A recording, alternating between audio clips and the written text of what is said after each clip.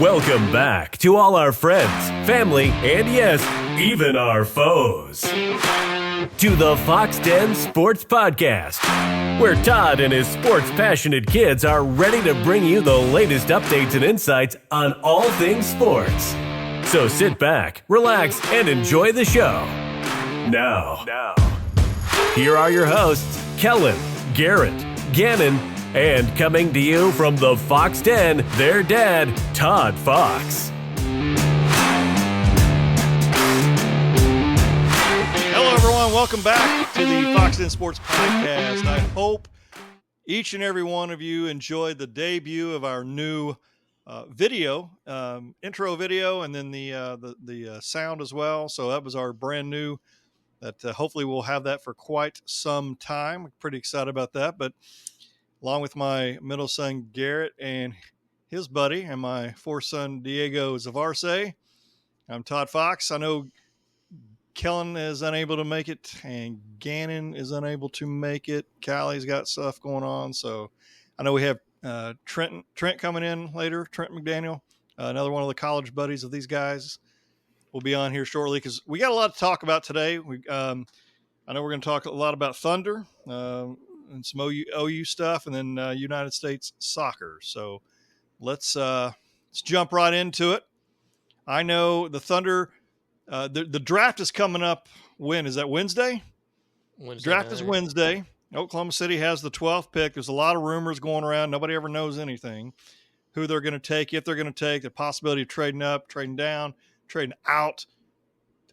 They just never know with these guys what they're going to do. But before all that happened, the Oklahoma City Thunder finally traded away Josh Giddey for Alex Caruso for and didn't have to give up anything else, just Mr. Caruso himself. And I want you guys to kind of talk to me about your thoughts, initially about it, and then I'll talk about mine here shortly as well. So go ahead. I mean, I just keep telling everyone I think we fleeced them, honestly. Like, don't get me wrong, I'm still one of the biggest Giddey supporters. I still think he could be an all-star caliber player because he's just that type of playmaker. But, I mean, we also have to be realistic and know that he had a pretty terrible year this past year. He still can't shoot, which is about the most important thing in the game today for finding a lot of success and making a lot of money, obviously. And defensively, definitely a liability as well, but he's also still so young. That playmaking ability, I still think his IQ is through the roof, which is only going to make him, easier to pick up on a lot of things. And I think going to a place like Chicago is going to really help him kind of, settle his feet again. And on the flip side, you get Caruso, who, I mean, everyone knows the defensive caliber player he is, which adds just more depth on that point. He's a shooter. He can make a lot of shots. I think you said he made 40% of his threes last year, which I think you take that from any player in the NBA at any point. So love that part. I also think it just gives us a little bit of room, too, to where if we were to want to go and trade for a superstar, I think Sam knows it's likely going to probably have to include like a Dort or a Kaysen. That way it gives us a little bit more depth where whenever we do let one of those guys go, that Caruso's there to fill that void. Now, that being said, we still have 30 draft picks, so maybe we don't need to trade a player. But Afraid we will, though. Diego, what are your thoughts?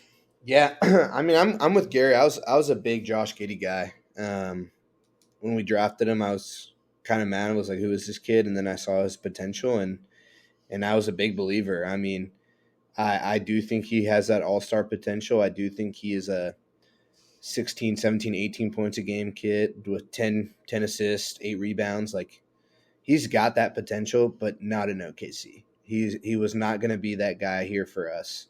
As much as I wish it would have worked, it's not. I mean, he's a high usage player, and we need the ball in Shea, J-Dub, and Chet's hands. And Giddey needs the ball in his hands to be the player he can be, and that's just not going to work here. And I do agree, we fleeced them. I mean, there's rumors that like teams offered like 13th pick or multiple picks, 2 first-round picks for Caruso. And I also say, even though I think Giddey is an all-star potential player, I think his value right now was not good enough just to get Caruso. Like, I was surprised. Like, when I first saw it, I was like, all right, it's going to be Caruso and, like, a second-round pick and a future first-round pick. Like, I was thinking more because Giddey had a bad year. But the Bulls believe in him, like I guess me and Gary did, and they see that potential, and they went with the 21-year-old kid that still has room to grow. But like you're saying, like Caruso shot 41% from three. He's a low usage player. He doesn't need the ball in his hand to be successful. He's one of the best role players in the league. 2-time defensive team player. Like, he won the Hustle Award. Like, this dude is going all out every single play. Like, it's a perfect Thunder fit. And now we have 3-4 guards that can guard pretty good defensively. And then you have Chet at the rim. So it's like, good luck. Like, we might be the best defensive team in the league, hands down. But it sucks because I really like Josh, and I felt bad for him this past year. And it was good to see those good games that he had, and it was like, okay, he can do it. But, I mean, honestly, I think with Caruso, I think we might have beaten the Mavs, personally, because they would have had to guard all 5 positions. Giddey is – that's the other thing is, like, with Caruso, they have to guard him. Or they can leave him open, but he's going to make the 3. So it's, it sucks, it hurts, but I think it's a move that Presti's saying – we want to make a run for a championship. And I kind of see it like a lot of analysts said this, but like when the Warriors got Andre Iguodala or when the Celtics got Derek White or Drew Holiday, it's okay, you just brought a guy that's going to make it's a championship piece. And then I just think he's going to keep making moves, and I'm excited. Yeah, I know originally when I first saw it, my first gut reaction, I wasn't happy about it because I thought that we could probably have gotten – I thought we maybe have been able to got more for Giddey. But then I started digging in and researching a little bit and watching and realizing no picks were involved. And I'm not going to lie, I hadn't really looked at Caruso's numbers a whole lot. I just remember him as being that wearing the headband. And let's be honest, he's just kind of like a goofy looking guy, but he's talented. He can play. He can, like we just said, 40% free, 40%. I'm look it up here. It's 40% last year, 40.8 to be exact on 3-pointers. Okay. Field goal percentage 46.8. Almost 4 rebounds per game, 3.5 assists, 1 block, almost 2 steals per game. And then he only averaged 1.4 turnovers per game. Then you go to Giddey, who averaged 2.1 turnovers a game, 0.7 steals, only 6.4 rebounds. I know, and then 33.7 3-point percentage, and then 25 minutes a game compared to Caruso's 28. So they played almost the exact same. The difference, there's a lot of differences. One of them, I think, being Caruso's going to have a lot of open shots. I mean, he probably didn't have a whole. I'm not saying I don't know how many he did, but he probably didn't have a whole lot of open shots at Chicago to where here he's going to, because he's not going to be. I mean, he's going to be what, the 4th or 5th option, depending on obviously who's on the court at the same time. The fact that hypothetically, if Dort does stick around, doesn't get traded, and to have both of those guys out on the court at the same time, I mean, oh my goodness, they're going to shut some teams down. I think we're already possibly, if not. I think we're probably the best defensive team in the league. Giddey, I do think I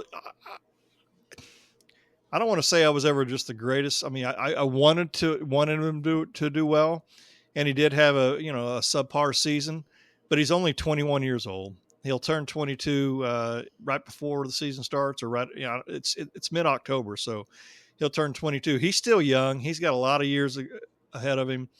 Gets a fresh start. He's going to have the ball in his hands at Chicago. Plus, we didn't trade him to any kind of rival, anything like that, where we're going to have to see him a bunch, each year. So I'm excited for him as well, honestly, just because I want to see him. I do want to see him do well. Is he going to be an all-star caliber? I don't know, but I do think I think it's easier on the east side than it is on the west. But we'll see. But Caruso, he's 30 years old. I'm not 100% sure. I mean, nobody knows anything, right? But I think it's just going to be probably a 1-year rental. They're going to utilize him, and if he plays great, then they may re-sign him. I don't know the answer to that, but I'm looking at it. They're probably going to try to get him off the books next year, and that way they can start paying the Chets and the J-Dubs. But I don't know. We'll see. I don't know if you guys have heard anything about that from the contract standpoint at all. Woj tweeted something out saying that he hears that they think Caruso is going to be part of the long term. Okay, that'd be that's fine. With me. He's gonna be like, he's not necessarily like cheap, but he's not like hurting the books. No, like he's not gonna affect us paying Chet or J-Dub or extending Shea. That's what I've read. But also, it's like you said, it could be a year rental because we also have Case and Wallace. Oh, my goodness, I love it, kid. So, like, if they don't end up trading Dort, because Dort's cheap, it's like, and they're younger, it's like maybe they learn from Caruso and then we like send him off or trade him. But I don't think we trade him. I think he plays the whole year. That'd be nice. That'd be great. Garrett, what were you going to say? I was going to say, and we got 30 draft picks. So, say he's a 1-year rental, we trade for someone we know who's younger, same caliber player, or take a shot at drafting. Go 1 of 30 at least, I'd hope. So I wouldn't be mad if he stayed long term. No, I don't think I'd be mad at all. I will say the only thing I saw, I think it was talking about like a small extension was like a 2-year $40 million was in the potential. I was like, that's a little much for me for a 30-year-old who, yes, defensively has done a lot, but isn't, I don't know, $20 million a year is a lot for Caruso, I think. But I want to say one thing real quick to like the first thing Dad said, like Giddey 33% three. It's honestly a lot higher than I thought. I'm not gonna lie. That's actually pretty good, especially for him. For how much he gets for getting trashed. 33% is probably about average. And 33. That 40 through 50 is like that elite range almost. 45 through 50. I think the thing that gets me most excited that we traded Giddey is because I think we're going to see the potential, just even more of a breakout year from probably Chet, because now he's going to have the ball even more. So, like, I don't know if you guys, if you guys remember, a lot of times when we start games, we'd feed Giddey to see if he can get in rhythm. Like, just imagine if that's Chet that we start just, hey, get going early. Or Jada, get going early. Because you know Shea's going to get his. He's always going to get his.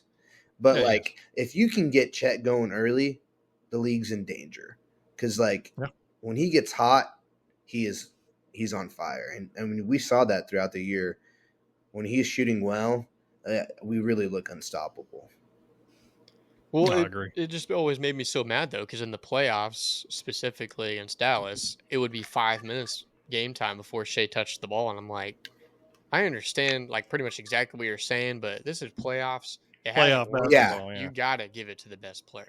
Yeah. Or at least the next best player. But like you just said, Giddey was the one trying to get going, and it's like, I know if it were to work, it'd be a huge deadly, confidence booster. But sure.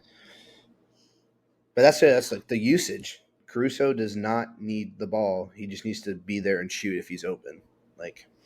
Yeah.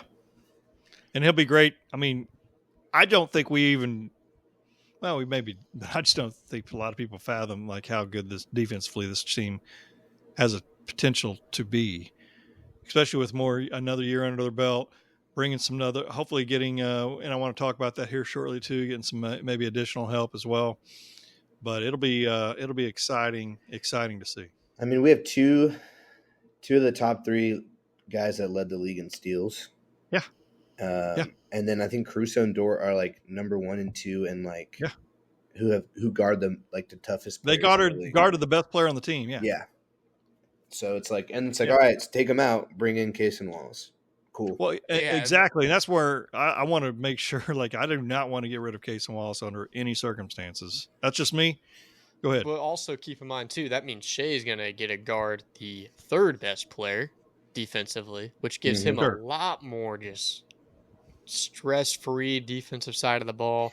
and I know you already mentioned it, Diego, but Chet inside to where if hypothetically somebody beats them off the perimeter, you still got to go over and around Chet. Yeah. And then J-Dub's just such a force. Lengthy. He can guard 1 through 5 on most teams. So he's like you said, his length and his just body size and athleticism definitely way he's makes it played- to where he's just has that potential to be like an all caliber type of defensive player. I don't know if he'll get there just because I know he's much more offensive focused, but the amount of like growth you've seen from him the last, you know what I mean, like from year 1 to 2 and 2 or the next year. If we could see that even that more growth this season, I mean, that guy, I don't know how high the ceiling is for him. And then Chet he's only played 1 year, and we'll see how well he does as well. So there's more, what do you call it? Camaraderie with the team or playing together, practicing, getting to know each other even more. I think, who knows what the potential, I think they have a shot at the title. I really do. But I also think we need to bring somebody else on too, though. But so my question is this: who's the backup point guard now? right now, Yeah. Probably Well, I mean, Wallace. I guess. Well, I mean, yeah, you I can think talk they about like want- who we have, but also like, what are your thoughts? Because I mean, I've got a list of free agent point guards, but we can talk about that in a minute. I think they want Cason Wallace to be the ball dominant guy off the bench. I think they want to have him grow into that because I think he can do it. I mean, he did that at Duke. Like he had the ball in his hands. He wasn't a really good 3-point shooter at Duke, actually, if you go back and look at his numbers. But he was a ball dominant guy driving to the basket, finding his shot.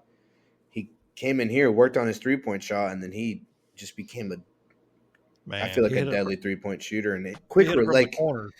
and he practices this quick release where he just catches and throws it up, which is deadly. I love that kid.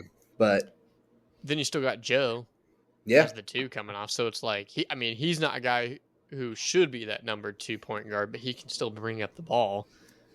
So I think that's an option to where Cason's not going to be the only guy doing it. But we still haven't signed him though, correct?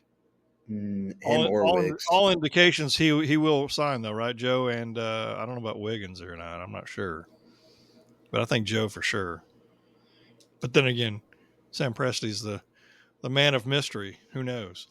But here's some, and I know these the top guys here that I'm going to just read off. No way, because I know Philadelphia is going to sign Tyrese Maxey. James Harden, no shot. Who's this? Emmanuel Quickley. He's a restricted free agent from Toronto. You're going to have to go further down for a guy who's going to play at backup. Yes. I mean, you're talking about D'Angelo Russell. No, I don't want him. I mean, I don't know what you guys feel about any of these guys. Tyus Jones from Washington has Russell Westbrook. He's not coming back. Markelle Fultz, Kyle Lowry. Do you think like any of those, like, and I'm just throwing this out there. I didn't even really thought about this, but a Kyle Lowry being a backup guy for us to be able to bring some just experience would be worth it, or do you think it would cost too much? I don't think it costs too much. I just don't think he would fit at all. Like our point guards need to be quick. I think the best name you said there was Tyus Jones. That's exactly what I felt. That's kind of what I was thinking. I mean, they could draft a guard. I don't want him to draft a guard. I want him to trade up. I don't either. Right. I think they should trade up. I've heard rumors today. I saw some stuff on Twitter. What'd you hear? Let's hear it. I heard stuff that too. Them, the Grizzlies, and I think the Pelicans want to trade up with Houston because they all want Donovan Clingan from Connecticut. Which I don't. He can't shoot the 3. I don't want him. I don't think he can shoot. I just don't want him because I think he's just one of those guys who's going to come in. He's like that big high school player that you're like, okay, this guy's only good because he's playing people half his size. But once he gets to the next level, no shot. He's not quick enough. Either. My opinion is we've got to get somebody with experience. Enough of we've talked about it before. I don't want to say enough of the development because we're going to continue to develop players. But you got to bring somebody in with a little bit of experience. And I get Caruso, but I think we got one more little missing I agree piece with you. of a big man. You know what I mean? Like me personally, I heard the exact same thing you heard, and I also heard some possibilities of trading up with San Antonio and all this stuff. I do not want to give any capital or any players or any trades or anything to two teams that we're going to be facing a bunch and help them rebuild their teams. That's just me.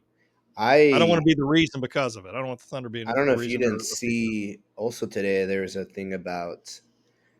Again, it was the Thunder and the Pelicans just this time, wanting to trade for Clint Capella from Atlanta. Interesting. So I don't know. I've heard Capella. I've heard Jonas Valanciunas. I heard the guy from the Knicks. I would prefer not to draft. I would prefer to trade, get a later pick, then draft a guard that you can develop, and then go. But while you trade for that pick, also go get a big man somehow. Yeah. I'd just soon trade out of this draft. Be honest with you. That's just me. I wouldn't even. All these guys need to develop. There's nobody ready. I'm going to go through a list of about another. Oh, man. I'm just going to throw out some names real quick. I'm just going to go through them real quick. Monty Morris from Minnesota. These are all point guards that are. He's an unrestricted free agent. Patrick Beverly, unrestricted. Spencer Dinwiddie, unrestricted. Reggie Jackson, no shot. I don't want that guy. Chris Dunn from Utah. There's Cameron Payne, no shot. Dennis Smith Jr. I mean, I don't know if any of these guys that I'm naming off would be anywhere near, because we're looking for a backup. But then again, if anything happens to Shea, man, you got to hope that whoever it is ready. You know who somebody I actually also like that he actually has played for us before. That there was rumors during the deadline that we might have traded for him, and that's Dennis Schroeder. Oh, I love that guy. Yeah, I would think he'd fit in perfect. You would or wouldn't? He'd be good. I'd take him in a heartbeat, dude. And He was like the little. Cheap. He was the machine that kept that motor going. Like he was the sixth man, came off the bench, and he distributed the ball. Won Sixth Man of the Year. Yes, he should have, and that's what I'm saying. Like I don't. That would be fantastic move to have as a backup cheap, point like guard. you said, which isn't a Also, problem right now. But go ahead and get it. Go ahead and trade for him and Jacob Poeltl. Just bring them both. Yeah, true. But we've talked about it. I don't know, Diego. I'm sure you've listened to our podcast and watched it and everything since I believe you're a subscriber. I hope. But anyway, you know, was it Markingham? Is that how you say his name? I always mess it up. Lord, you know, or the guy. I hear the guy from New York that was at Halliburton. Probably is not gonna happen. What's that? Tyrese Halliburton. No, it's Isaiah Hartenstein. Is that who it is? Who was I saying? Halliburton. You said Tyrese Halliburton. Yeah, bring him over. Yeah, my bad. But anyway, yeah, that's what I'm saying. Like, I don't know if either one of those guys. I mean, obviously the guy from Utah, who everybody covets. I don't know why they would trade him because they can't stay in the middle unless they're wanting to blow it all up and rebuild. We could give up a ton of draft picks. I mean, you bring Marketing, I'll meet you at downtown for the parade. That's it. That's easy. I agree. Garrett, what were you gonna say? Nothing. Okay. Yeah. Gary's downtown already too. He's already down there, but we've got to make a move. I think it's got to be somebody that can be an instant. Like, we're not having to try to develop. Obviously, they're going to have to fit with the team and all that. I get all that, but I'm just saying we cannot. They can do whatever they want, but I wouldn't draft anybody. I mean, I wouldn't mess with this draft. I'd get rid of this draft. We got enough draft picks coming up. Unload some of these draft picks. Get a star if need be. If you got to get a 3-team trade going, whatever, a 4-team trade, I don't care. Land us somebody that can rebound and can shoot and can play some defense. That's what I'm hoping for. You too, Gary? Yep, been preaching it since the trade deadline when we got Gordon Hayward. Yeah, that was it's just for the cap hey, at least he owned up to it. He owned up. Yes, he did. He owned up to it, and that's, hats off to him. What cracks me up is when you hear all these people thinking they know what people are going to do. I would love to be on a fly on the wall. I don't even know if he even tells anybody. I'm sure he does, but I mean, daggum, this guy is like a master at making a lot of. I mean, he'll make the bad ones sometimes, but he's like you guys said. What'd you say? Fleeced the Bulls. Yep, Interesting. the master fleecer. The master of fleecing for sure. All right. Let's see here. One more thing. Let me find it. Next subject. What was that? Whoa, That was our little, what do you call it? Divider or whatever. What is it? Transition. There you go. I think Garrett. whenever you do it, you always say like transitioning. It's like, well, yeah, that's what the sound is supposed. That's what it is. You don't need to say that we're transitioning. Oh, you don't say it? No. Hey man, this is only our 130th podcast or whatever. I don't. Now I'm being told that. Thank you. Brent Venables. Garrett, kind of go into detail. He signed a contract, right? And then you guys want to talk a little bit about some of the players you talked 2026 and all that. Go ahead. Well, I was just like, everything came out breaking saying that he signed a 6-year extension with the like ESPN, all the recruiting networks, college football. Everything was just saying he signed a 6-year extension, and then all the Oklahoma analysts were like, everyone just needs to calm down. It's only a 2-year add-on to the 4 he has left. And like that big pay bump or whatever massive pay grade he was getting, he is getting a raise, but all it is a percentage that was already agreed on for inflation. So nothing crazy. Only thing is, again, he's there. That 2 years, I think, does signify their trust in him, and I think it also shows recruits that he's not going anywhere, which is important. But no, I mean, to put it simply, it was just a 2-year extension of the contract he already had, and that pay raise that everyone's going crazy about was just an inflation.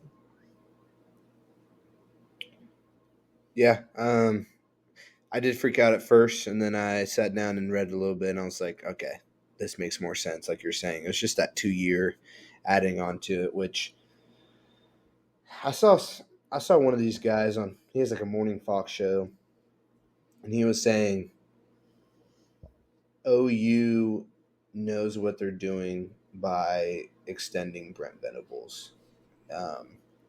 And I agree with Gary. I think it's putting in trust in the recruits, like, hey, he's not leaving, he's staying, which I don't think anybody would poach him away. I don't think he would leave either. I think he's a big believer in trying to bring something back to Norman that belongs to us, that we haven't seen since 2000, where I was one. So, but I trust in the best AD in the country, in Joe Castiglione, and I trust what he's doing, and I trust in Brent Venables, and I think I was talking to one of my buddies. He's a big Tennessee fan, but he's also, his second team is OU. But he was saying that from what an outside point of view, because we're going to be a little bit more biased, but he said, really, I don't think there's any question mark on OU's roster except the O-line, and I think with Bill Benadal, whatever how you pronounce his name, they're going to figure it out. Yeah, Benabo. Yeah. They're going to figure it out. And when I heard him say, like, there's no question mark on anywhere in our roster except the offensive line, I was like, okay, you're making me feel a little bit better about going into the SEC. Sure. But that O-line is a big question mark. So, but I think they've done a good job recruiting and getting transfer portal guys. I know we had an O-line guy from Washington, but I trust I chill out. It's okay. 2-year extend, adding 2 years to his deal that we already have. It's going to be okay. So I wouldn't worry too much about it. I think it was a good move, though. No, I agree 100%. I mean, the thing is it's a 2-year add-on to now, what is it, 6 years that he's going to be here? Is that right? 6 more? Should be, but we know, all of us know, I mean, that can be ripped up tomorrow. That could be, it doesn't matter. I do know it shows the recruits, hey, he's planning on being here for a while. I don't think, for whatever reason, he's not the kind of guy that's going to get poached from another team. I know Stoops, his name was always involved, every few years and going to the NFL. I know there was one period back in 2000, and I don't know if it's 2000, right after they won the national championship. it was rumored he was going to the Cleveland Browns. I remember working and somebody told me, hey, call me up, said Stoops is headed to Cleveland. I'm like, you got to be kidding me. Didn't come true. Then there was another period of time where Dean Blevins actually announced that he was headed to Florida. You know what I mean? But it's because some people fed him some information. But bottom line is, and then the same thing happened with Lincoln. For whatever reason, it's weird. I don't think Brent's that guy. It's like you never have heard Dabo Swinney's name ever for an NFL job. There's, different coaches for whatever reason and that just don't ever get talked about. Urban Meyer, granted, he went to Jacksonville, but before that, you never heard his name. You don't hear Kirby Smart's name, right? There's just, for whatever reason, some of these guys are college coaches. Brent's that guy. I think, I'm putting my Sooner glasses on and drinking the Kool-Aid, but I'll just tell you, I think he's building the team the right way. He's obviously, we want to see more wins, but I think he's building that defense to go into the SEC, where I think you're going to see some improvement this year, but it's still going to be up, to the offense to be able to carry their weight this year. The question was asked on one of the local radio stations here last week, who's going to be better next year, the defense or the offense? And one of the guys said, well, I think the defense will. And they were like, really? Why do you say that? He goes, well, I'm not saying they're going to be great.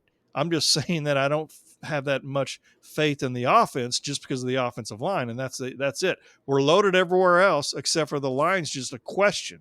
But the thing is there's other teams that have had questions before. I know Oklahoma State had questions last year going into the season with offensive line. They turned out to have one of the better offensive lines in the country, on top of, there's some out there that think they're the number one, what do you call it? Offensive line. What is that? Can y'all hear that? Yeah. I don't know. Yeah. Number one offensive line in the country. But my point is, we just don't know. I've seen so many years where the offensive line has just, they're still trying to get to know each other and understand and take them several games to get into it. The problem is after the first, 2 or 3 games, and after that, it's like you hold on because you got to be ready to go. I have something to tell you guys that I heard. Let's hear it. I don't know if anything of this is true. Breaking news? But one of my buddies, like I said, he's a big Tennessee fan. He's in a lot of discords with people that work inside Tennessee, whatever. They were talking in his Discord about if this 2-year add-on to his contract already is if it's a sign about maybe he's just going to be here for a couple more years and somebody else is going to step in and take over. And I was like, well, who would step in and take over? I don't see any of the assistant coaches being that person. And then he'd text me back and he's like, well, who is he really good friends with? And I was like, he coached with Dabo. And he's like, exactly. Could this be writing on the wall that Dabo is going to just come after Venables? No. And I was like, bro, you're stretching it. But, I wouldn't be mad if that happened. I think Dabo's a great coach. But I don't want Dabo. I think Venables is great. And I don't think Venables would do that himself. I just don't think he would be like. But now he is, in his 50s already. So, it's not like I don't think he's going to be here more than 10 years, 12 years tops. You know what I mean? But I think they'll have some of these guys. It's whatever we always seem to hire. Except for with Stoops, we hire from within and do fairly well. But I know that's hopefully a while away. Not sure, but we will see. Who's the 2026 kid we got? He announced today. Jaden O'Neill. Yeah. Yes. Quarterback out of California. Mm-hmm. That's the first big recruit for the new offensive coordinators. Yeah. Quarterback-wise, right? Quarterback-wise, yeah. Yeah. But they've gotten, this is just because of Emmett Jones and how fantastic he is, but we're getting receivers left and right. So yes. Yeah. He said we got a couple this week, and we're getting more crystal balls for those. We're getting crystal balls for defensive ends. linebackers. We're in a fight right now for 2 5-star offensive tackles. I think one of them we're in a good position with. Yeah. Another one The is other kind of one, between yeah. us and Bama, I think, right now, but more so Bama.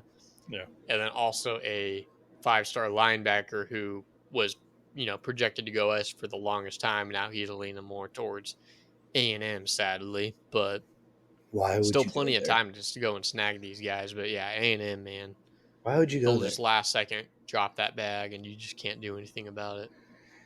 The Jaden O'Neill kid, I mean, he had to pick between, I know Ohio State was in his top choices. I think Washington was up there. Florida State, Like those are, Miami. I love that he decided whenever to they're come here. yeah. And he said something, let me find it. He said something today. He said, the SEC is big boy football. After visiting OU the first time, it was like no other feeling. I knew I wanted to go there. Yeah. So I like that confidence. He's like, I know I have to come in, play big boy football, which SEC football is. I mean, that's the best conference. And he's like, I'm going to take that challenge on. I like that confidence that he shows. The only thing I've always told, the boys, and they always sometimes bust my chops.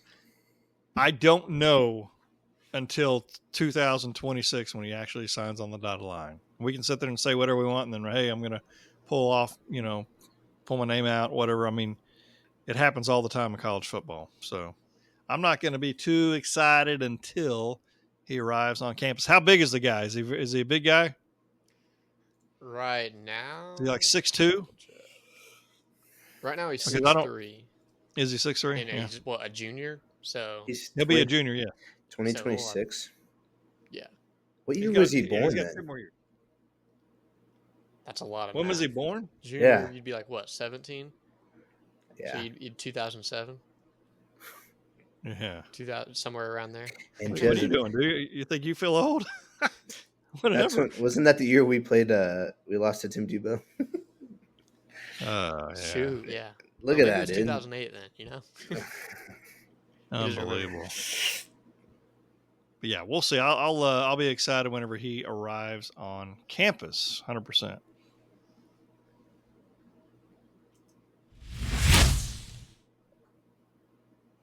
Let's talk a little USA soccer. What do you think?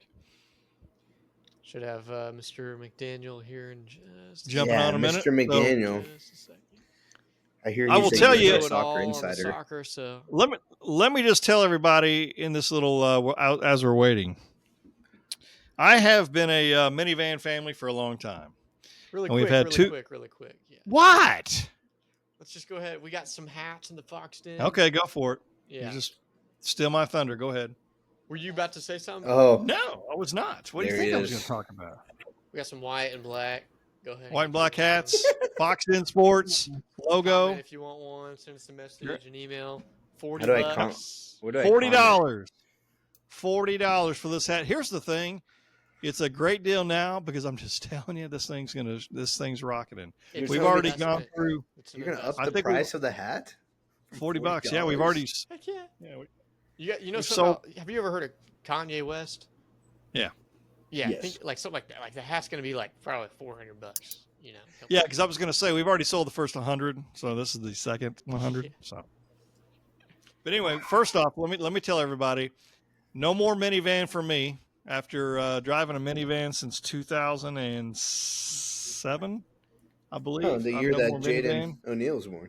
Yeah, so no more minivan. I know my 18-year-old minivan. It was going to cost a little bit too much money, so I traded it in last week and got me another vehicle. Pretty excited. And anyway, that's for all the people that made fun of me for the last 18 years.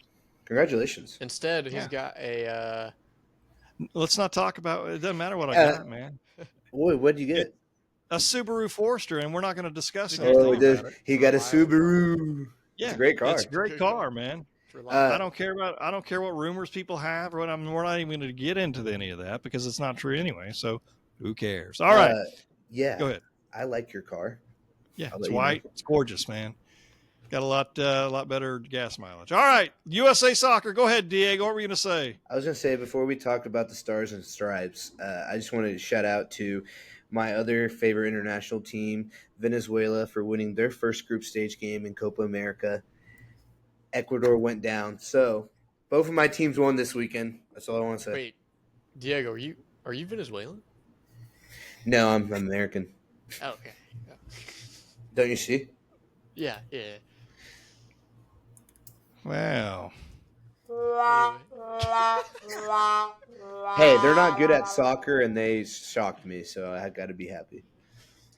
Garrett, take it away. This is your because talk about soccer. Well, all right. Well, yeah, USA 2-0, 2-0 versus Bolivia. Heading into the match, I didn't know this. They're the worst team in the tournament, so they were expecting pretty much what happened. In fact, one of the guys mentioned he was expecting a couple more goals, and we definitely should have had more goals because we had so many opportunities one-on-one with the goalkeeper, but screwed that up. But all in all, looked pretty solid. Saw a lot of good things from players that haven't gotten a lot of playing time during, club season, let alone also just international matches. So that was pretty important. I know we were missing guys like Serginho Dest, who I also, again, didn't know he tore his ACL. That's a huge loss. But our right back who filled in, what was his name? Joe Scally. Scally, yeah. Joe I Scally. thought he looked great. I thought he did, especially on the push and the attacking. But and then Tyler Adams, the half he played, he looked great. Defensively, like specifically at the central back's position, a little spotty. Tim Ream made a lot of errors, just same with Chris Richards. A lot of just bad passes, like to the front line, and you're like, what are we doing? If it wasn't Bolivia, we'd have been messed up. An elite team would have taken advantage. Exactly. But yeah, I don't know. I texted Trent. I was as the game started, I was like, you go to this game? And he was like, no, it's 60. Like, how far away from Dallas do you live? From Arlington, it's about 30, 40 minutes. And it was like $60 for a ticket. Dude. And this guy didn't go. If it was Venezuela playing, I would have been there. Yeah. 30 seconds later, Pulisic pulls this bender, and it's just a beautiful. I know. Yeah. Keep going, man. You're doing great. What you guys got? Oh, well, okay. I agree with you. Yeah. I think both the center backs were pretty questionable yesterday. I would actually like to see Miles Robinson play there a little bit. I think I like him, especially because Tim Ream is old, and I don't think he's going to be there for 2026. Even though that he plays really good for, is it Fulham? Fulham? Yeah. Jedi Robinson, he's doing his thing. I love him over there. Scally is playing great, stepping in for Dest. Midfield, Tyler Adams is still not 100%. That's why he's only playing a half.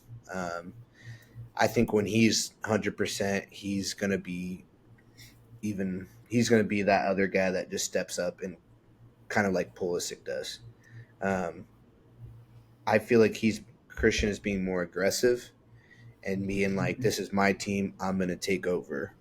And I think that's something, he's still young, but that's what you need. You need a guy like that can be like, all right, I'm about to take over. That's what guys like Ronaldo, Messi have done their whole lives. But I think it was good, but I'd say it was a sloppy win. I feel like we should have won 5-0, honestly. I think that the Panama game is very important. I don't think they should be looked at like a bad team. I think they're not a bad team. They got some good players, and they play good as a unit. They need to handle business, and then they got to go play Uruguay, and that's the real test. And then that's even more of a real test when they have to play either Brazil or Colombia. So those are my thoughts. Yeah, I think with our forward position up, is it Balogun? Is it Pepe? Is it Jesus? We don't know. Raji, right? Yeah. Nobody steps up. And I mean, Pepe had the chance maybe to start next game. If he bags at least 2 or 3 of those, he starts, but he doesn't. I mean, is it unlucky? Is it just No. he needs to be putting some of those away, though? Some of those are wide open chances. But yeah, seeing Pulisic hit 30 U.S. goals in, was it 69 games? He's the fastest U.S. player to hit 30 goals. So Yeah. that's pretty exciting. What is he, like, 4th all time? 3rd or 4th, I think now? That is insane. What I see. He's been playing since 17 too. Yeah. I know that's the crazy thing. Yeah. He's been that guy since 17. Like, everyone did. You know? Yeah. He's been Captain America since then.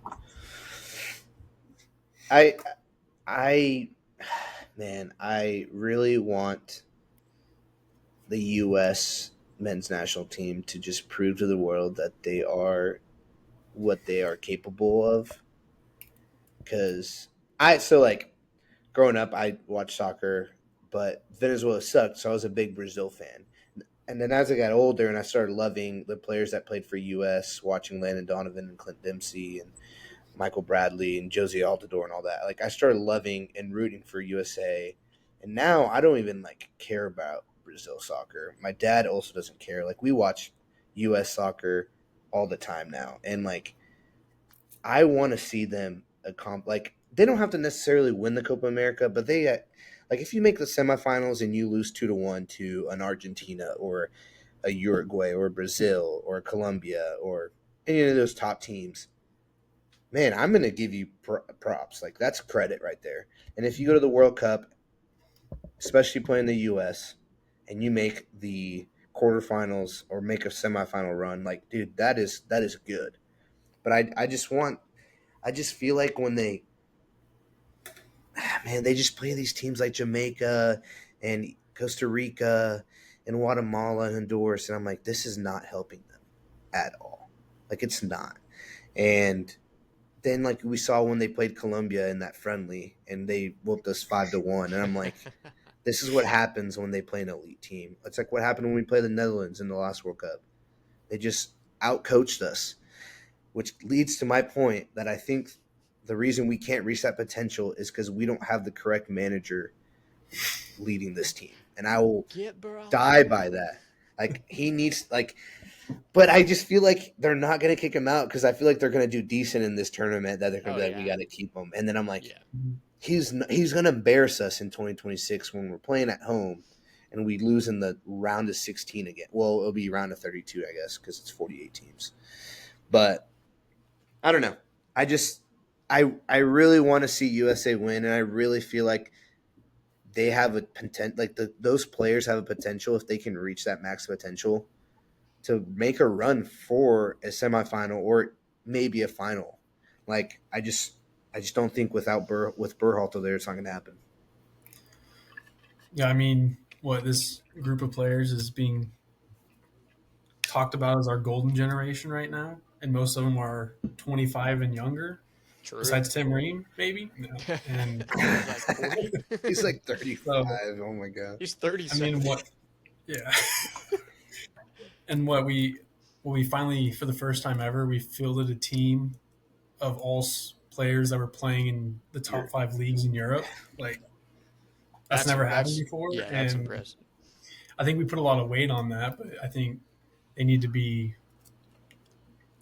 We need something to come out of this next couple of years, or else if they don't reach their potential, I feel like it's just wasted.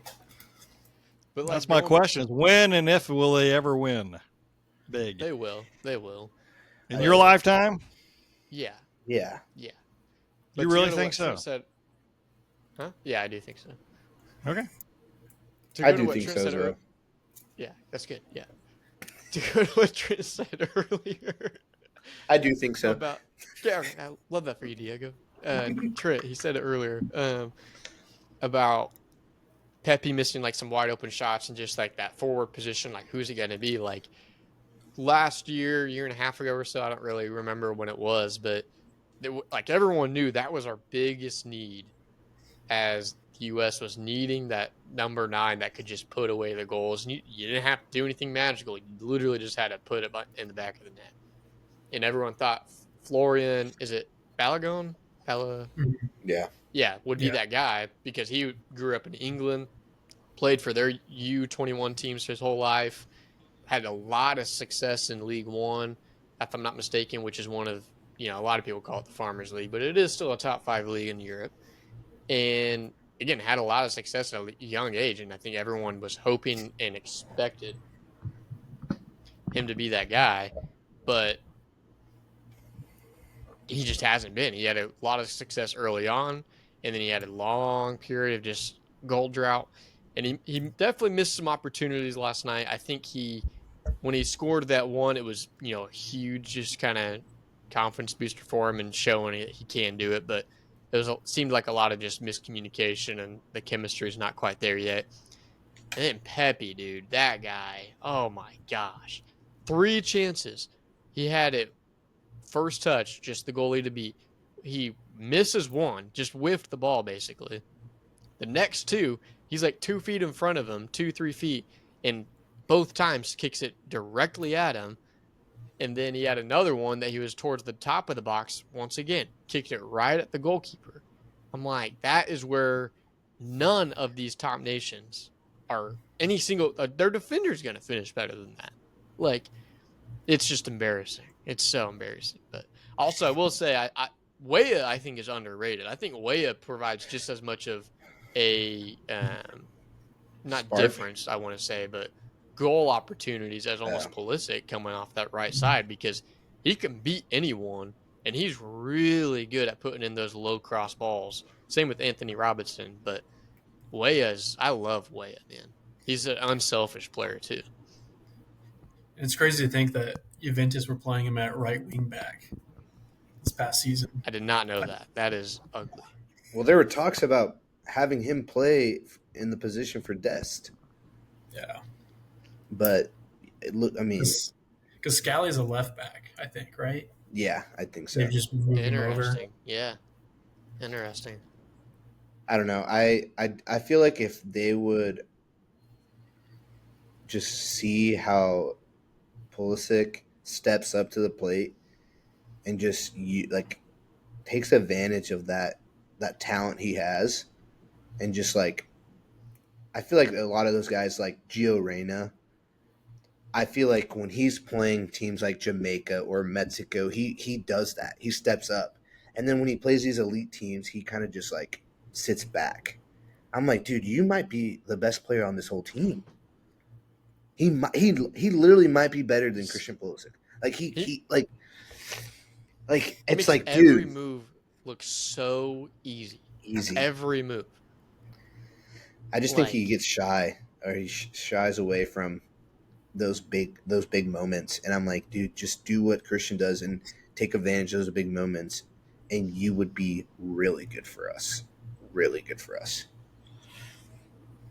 I do think we might see it, though, whenever we do play more of a higher caliber team where we are having to play more offensively, either when we're behind or whenever it's you need a goal to win, obviously. Mm-hmm. But whereas this game, again, minute and a half, and they talked about it over the announcers did, but after that goal in the first minute and a half, they just kind of laid back. And then same with the crowd. The crowd was just kind of like, oh, okay, well, that was cool. Yeah, dude, they've been crapping on our crowd. Yeah, and as they should, because it's embarrassing that that's in one of the heart cities of the U.S., and it's just so quiet. So quiet. I mean, you look at that. The nosebleeds at the top were empty, but they're still charging $60. Come on, man. Wait, so were you complaining when you said $60? Yeah, just don't worry about it. Yo, you clown. You were like $60. $60. I was like, what the heck? I was like, why aren't you there? And then you're like, I don't know.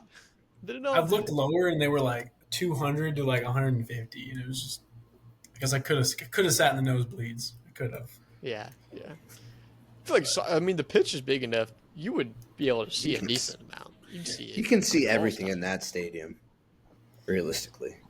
I've never been. I'm not. Garrett's got the big old Cowboys games, so. Yeah. But go ahead. I was going to say, what are your guys' thoughts? How far you guys think they're going to go in this tournament? I think we will make it all as far as we go until we play Argentina or Brazil. Those are the only two teams that I have us losing to. Where that is, I'm not sure. Probably the second round. But I would like to see a semifinal finish. I think looking at the other teams, Argentina, Colombia, Brazil, and Uruguay. Those are the 4 teams I would say might be above us. So as long as we don't get knocked out by a Costa Rica or Panama, Or Venezuela. that'd be rough. Yeah. That would, dude, I would be so mad. I'd be so mad. I'd be so mad. How can you lose to this team? I think it all just depends on the Colombia and Brazil group or how they end up. Because if we beat Uruguay, I think we'll be playing Colombia, I think. And I think we can beat Colombia. I think that 5-1 was just, I don't know. They just came out slow. But if we come in second, I think we're going to end up playing Brazil. And then that's when I'm like, all right, you're talking about big dogs. Like that's. but we tied them though, right?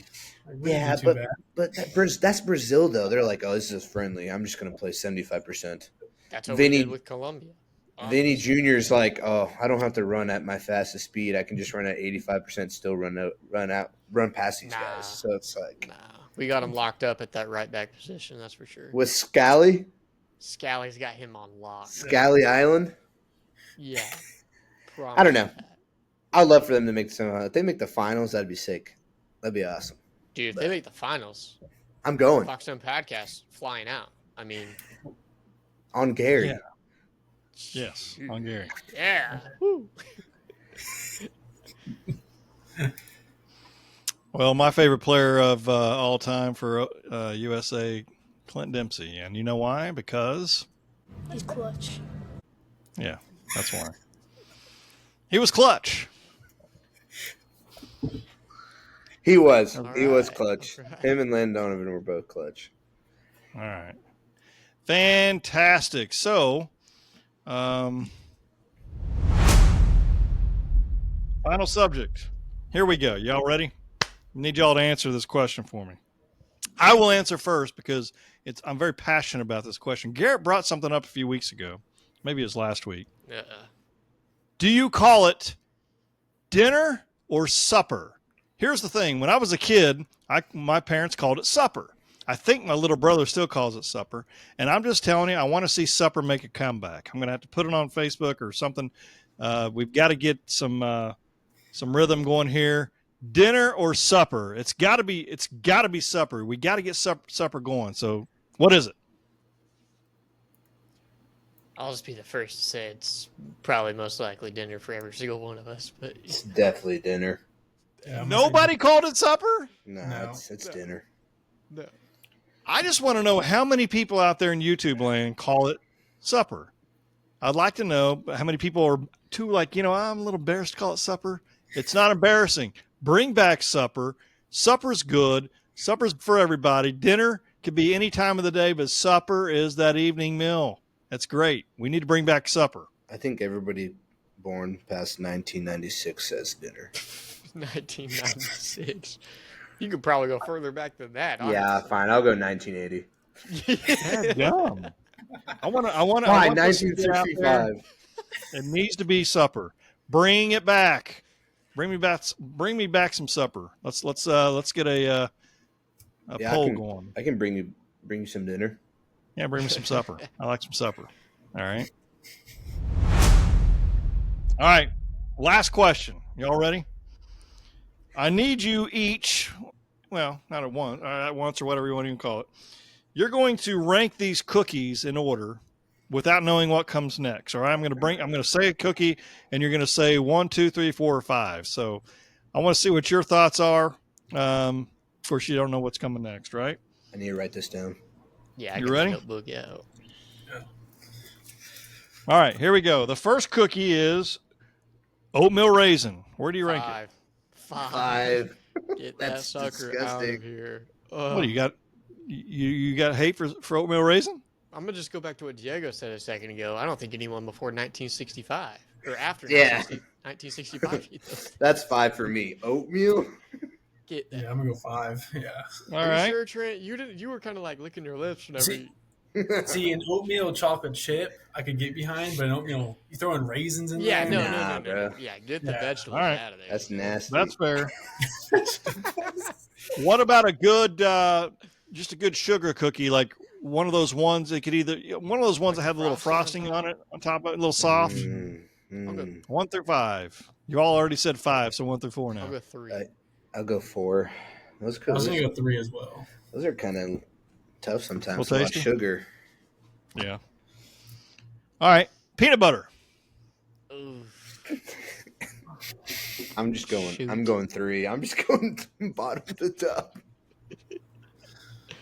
Yes, I'm going. Yeah. I really don't trust one of these next ones. I'm gonna go. I know. 4. Peanut butter. I went 3. I'm gonna All right. go 2. I'm gonna save my 2 peanut butter. Chocolate chip. Oh, 1. 1. Give it Yeah, to it has to be. That's easy. All right. So last, snickerdoodle. Oh, Hey! let's go! I love it. I love it. I don't think I would change anything about this. I'm gonna So request a trade for my 2 and 4. teams. So which one Wait, of so you have these? Snickerdoodle at 4 now, Trent? Yeah, I had to put it down at 4 because I was not left. Which one of these is the best hot? Chocolate You know, like chip. not burning hot, but warm, like chocolate I chip. don't know, dude. Snickerdoodle warm's pretty good. It does, but then the melted melty chocolate chips. is just. Peanut butter is a cookie. The only time I can really eat it is if it is warm. I can't eat it cold. I won't eat it cold. I won't I'm a do big double chocolate chip guy. Like the cookies, twice as like the much? cookies brown, like dark brown, or maybe it's triple chocolate. You know, Come on, chocolate cookie with chocolate chips. Yeah, there's a word for it. Or I are don't know. you saying you want Insomnia the has cookie cooked a little bit longer to where it's a little bit darker? No. I like insomnia. It's called like double chocolate chunk cookie. I don't know. Okay. Interesting. You'll know All right. what I'm talking about. Hey, Fox and Podcast going to Insomnia, baby. Oh, I'm Gary. Let's go. What's Let's go. better, insomnia or the crumble? I like crumble. Crumble, yeah. Well, it depends on the week. Yeah. What do you mean? Do they even have those in Springfield? Yeah. They have, They have both of insomnia? them, Oh, not Insomnia, no. but they do have crumble. Yeah. Where? Couldn't tell you. Never been. It's So off you don't know if it's they off have of them. Highway 70. I do know they have it. Okay. Well, the Fox Never Den been, Sports but- Podcast wants to let everybody know we appreciate you listening to our hour-long podcast with our special guest tonight. We appreciate it. Make sure you listen to the end. We've got a new outro as well, telling us all about our podcast, where you can follow us. Remember, on some free things like that. But Garrett, you got anything to say to your old college pals on the way out? Till next time, you know. Hey, just so y'all know, Trent knows this. That's the cookie I'm talking about, by the way. That looks nasty. Nah, Looks bro, like it's an oatmeal delicious. raisin. No, it's not. It's all chocolate. Hey, we What hit do you say, Elite Gary? Division in FC 24. That's top 4% in the world. So you need soccer news, just check in with us. So. And then I will check out. But hey, it's okay. No, I like soccer, but there's just too many daggum sports at this point. Like, Why I are we- can't. Yeah, Guys, that's it's 'cause called- you picked it's up called- hockey. Like, who picks It's up called hockey? football. I got to watch Edmonton and Florida here pretty quick. It's 1-1 man. right now. Game 7. Oh, you serious? You telling me, man? You just spoiled it. Actually, Live on air? oh my gosh. No, don't say a word. All right. Fox Den Sports Podcast would like to thank all of our listeners, so we appreciate you. Know you got a lot of things to do. Remember that iron sharpens iron. Please Somebody stay go- safe. Say savage but not average. Until next And time. remember- No, And remember to join the join the skulk. Trent, move your lips and I'll say it. And remember to join the skulk. And Until next time, good. Bye, everybody. Boomer Sooner.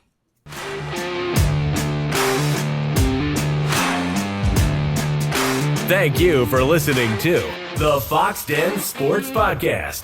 Be sure to subscribe for free to our YouTube channel, Fox Den Sports. And also follow us on Instagram and Twitter at Fox Den Sports and on Facebook at Fox Den Sports Podcast. You can also email us at foxdensports@yahoo.com. This has been Fox Den Sports.